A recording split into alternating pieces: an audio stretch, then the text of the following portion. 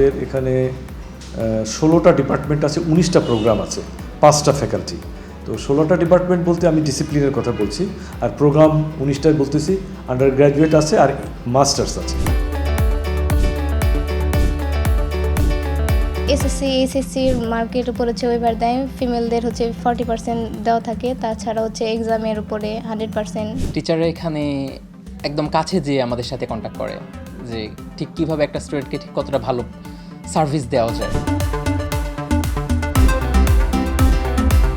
আমরা mostly civil, architecture, ল এগুলোতে আমরা একটু জোর দিচ্ছি। আমি মনে করি যে দরকার হয়, আমাদের সিভিলের খুব বেশি দরকার হয়, আর্কিটেকচারের দরকার হয়।